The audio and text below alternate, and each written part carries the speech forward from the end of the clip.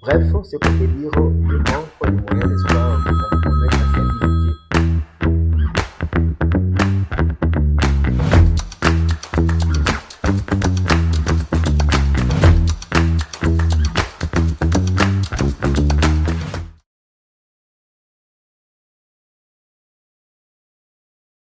Oui, bonjour. Bonjour, monsieur Georges. Oui, on se retrouve aujourd'hui pour parler de la biologie médicale et votre parcours étant biologiste médical. Alors, toutefois, on devrait d'abord vous connaître qui vous êtes en fait. Merci beaucoup. Je suis monsieur Doxy Mapumba Malava, biologiste médical, et je œuvre dans différentes institutions médicales, entre autres dans un centre d'imagerie, d'analyse biomédicale. En même temps, je suis enseignant-chercheur dans une institution de sciences de santé. Oui, merci beaucoup. Alors, il fait combien de temps que vous exercez déjà étant biologiste médical?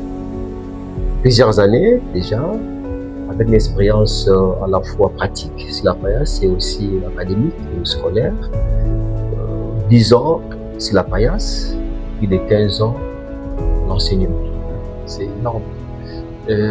Merci beaucoup. En quoi la biologie médicale est-il essentielle dans les diagnostics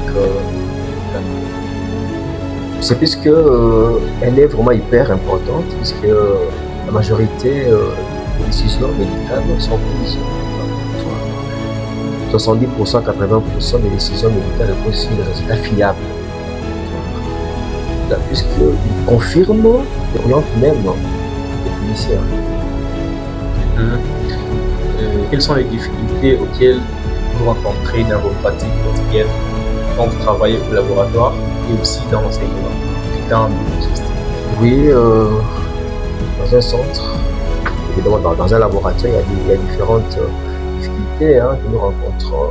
Il y a la coupure d'électricité des fois qui dérange les automates des appareils et ça rend vraiment des analyses, ça perturbe même le fonctionnement. Et à cela, il y a aussi rupture fréquente de réactifs, vous voyez un peu, et ça on rend les résultats en retard. Mais dans le domaine de l'enseignement, on manque de formation continue. C'est aussi une difficulté. Et selon vous, comment le manque de moyens peut-il impacter des analyses, soit des diagnostics? Et le manque de moyens peut être à la base de plusieurs soucis. Par exemple, les retards des rendues de résultats. Et outre cela, risque d'erreur analytique. Mais n'oublions pas aussi la limitation des examens spécialisés. Bref, c'est qu'on peut dire le manque de moyens, n'est-ce pas, compromettre la fiabilité, la précision. Quelles sont les améliorations nécessaires qui pourraient faire en sorte qu'il y ait l'avancement de notre profession qui est la biologie médicale? Peut-être demander aux décideurs d'investir dans les équipements, nouvelle génération, la formation continue, l'assurance qualité important. Pourquoi pas digitaliser, n'est-ce pas, les systèmes au laboratoire, ou même aussi développer des réseaux entre inter-labo et intra-laboratoire. Comment vous gérez les résultats au laboratoire, les résultats des patients? Oui, déjà, on doit respecter l'éthique. Les résultats ne sont pas donnés à n'importe qui. Lorsqu'il y a des rendus de résultats, c'est vrai, ce sont des résultats qu'on doit donner aux malades, peut-être dans un puits fermé, et peut-être il va les rendre à son médecin, et voilà.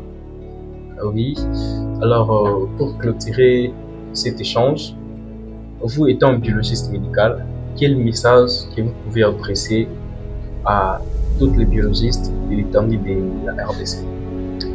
Oui, peut-être avant de donner les messages, mais j'allais attirer l'attention sur nous, voilà, qui sommes sur la paillasse. Si nous voulons que nos résultats soient fiables, nous devons respecter certains guides de bonne pratique, les SOP, les GBA et tout ça. Le message que je peux donner, c'est que On doit continuer à travailler avec rigueur et engagement, malgré les défis. Notre travail sauve des vies. Même dans l'ombre, le laboratoire est un pilier incontournable du système de santé.